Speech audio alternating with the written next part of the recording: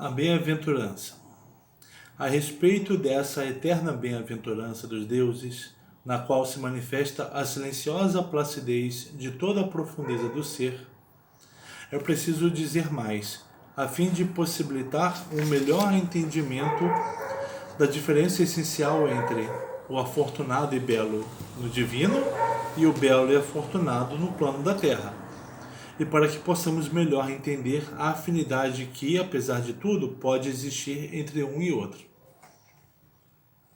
Nada há de terreno, de humano, que se possa declarar feliz em si.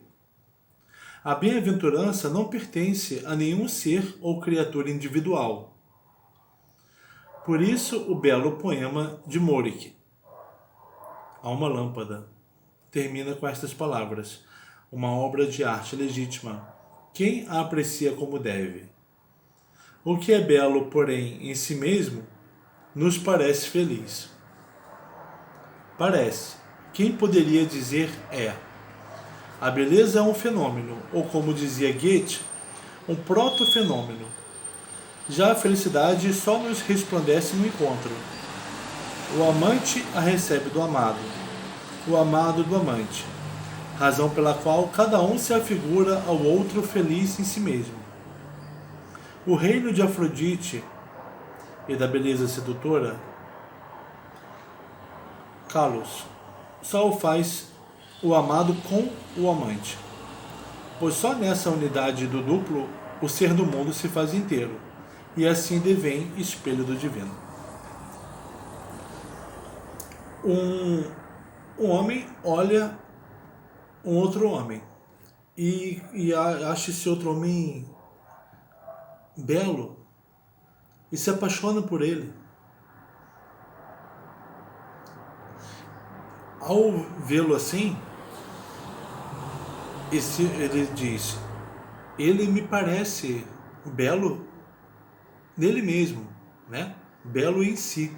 Ele não precisa de mais nada para ser belo. Ele não precisa botar uma roupa diferente. Ele é belo por ele mesmo. Ele sempre será belo. Aquilo que parece para mim o belo em si precisou, no entanto, da relação. Precisa da dupla. Então, os homens, eles são seres relacionais.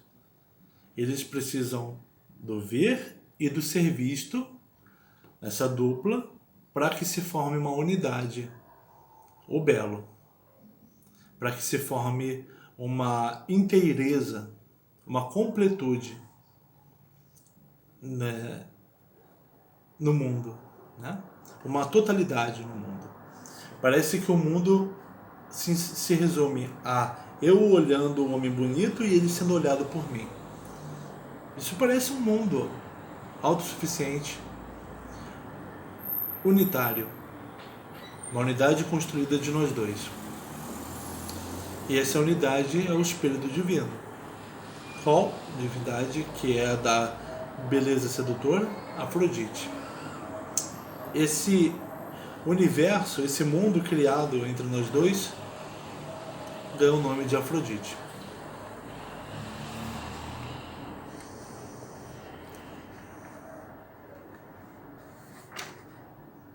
Por isso que o Goethe falou que a beleza é um proto-fenômeno.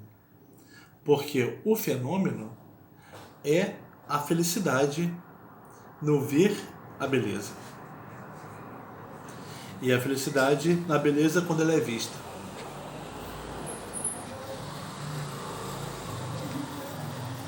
Só o divino, o Deus, pode ser feliz em si mesmo. Pois, embora se mostre como pessoa e como forma humana, jamais ele é um ente singular. Antes, coisa que o olho espiritual do homem grego viu com a máxima clareza.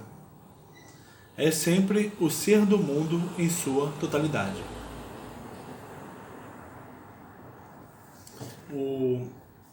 A divindade, a Afrodite, me parece ser a beleza, a atração sexual em si mesma,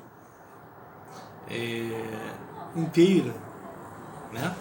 porque ela é esse cosmo, essa disposição harmoniosa entre quem deseja e quem é desejado.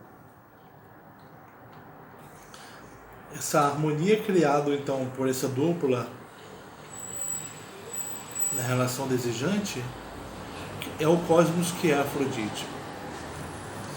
Por isso que Afrodite é uma divindade que nos parece que é autossuficiente, porque só ela pode ser feliz nela mesma, porque ela é o próprio universo formado por essa dupla em relação desejante.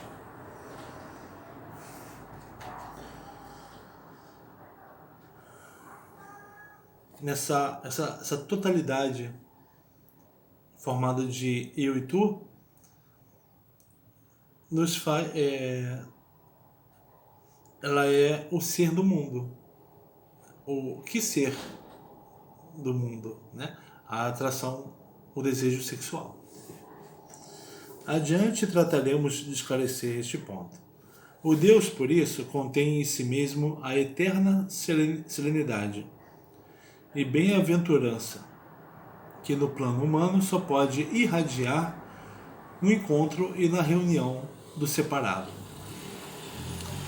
O Afrodite, ela é a bem-aventurança, ela é a felicidade em si mesma. Ela é pro homem a felicidade ela só pode irradiar, o homem só pode experimentar algo da felicidade quando ele está na relação, numa relação com o outro, nesse universo que é Afrodite.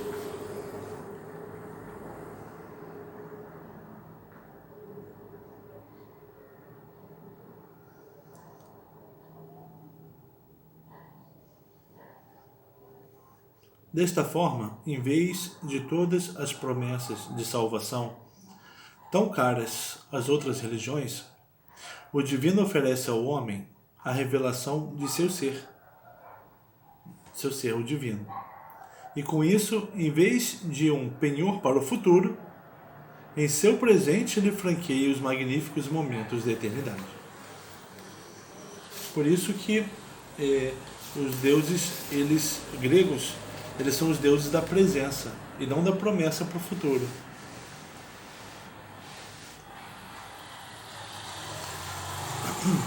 A gente sempre volta para os mesmos momentos, né? Vamos voltar para aquela cena do Aquiles diante do Agamenon.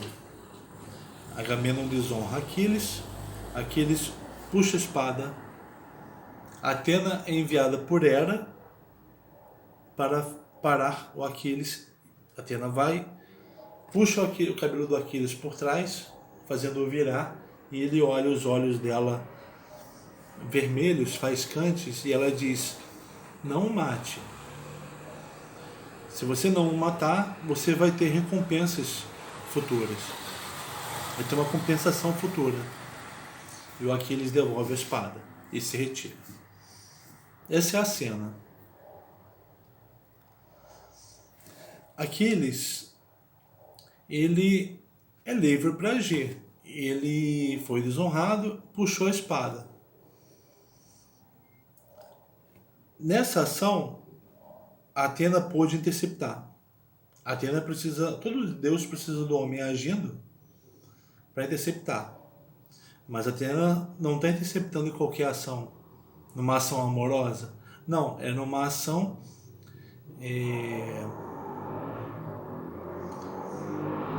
que tem a ver com a ira. Uma ação bélica.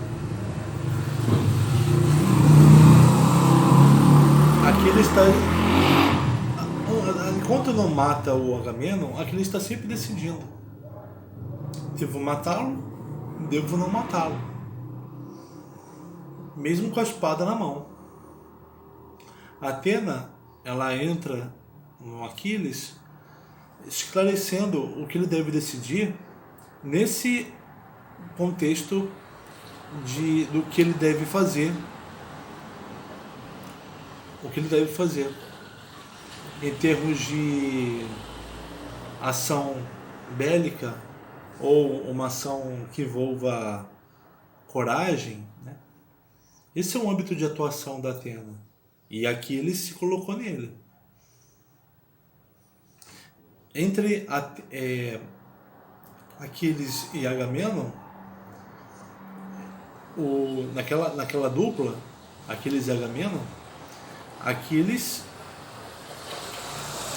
ficou irado, ficou encolerizado. Mas Atena não deixou que essa cólera, não deixou que Aquiles, nessa cólera, agisse mal. Atena fez com que Aquiles, nessa cólera, agisse bem. Fazendo com que a ação dele fosse perpetuada, para além daquele momento. Aquiles é conhecido como aquele que fez tudo o que fez. Quase matou Agamenon, se retirou da luta, depois voltou, lá para frente voltou para a guerra e a decidiu. Se ele tivesse matado Agamenon, ali ele provavelmente teria sido morto pelos demais soldados, ou teria sido tomado o lugar do rei, se tivesse apoio, teria mudado o destino dele. Provavelmente, talvez ele não tivesse, se tivesse matado Agamenon, a ação dele seria desonrosa. Porque o rei Agamenon não estava derrotado. Então, seria uma ação desonrosa. Era um rei, era o comandante dele. Então, ainda bem que ele não matou. Atena apareceu naquele contexto da decisão de Aquiles, levando-a para uma decisão correta.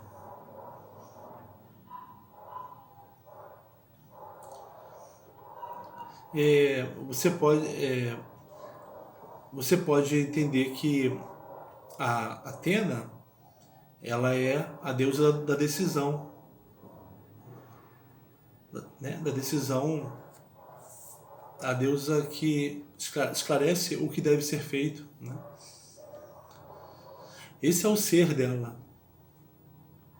Ela responde por esse aspecto da realidade. E ela, participando, ela faz com que os homens se eternizem. Essa cena entre Aquiles e Agamenon é eterna.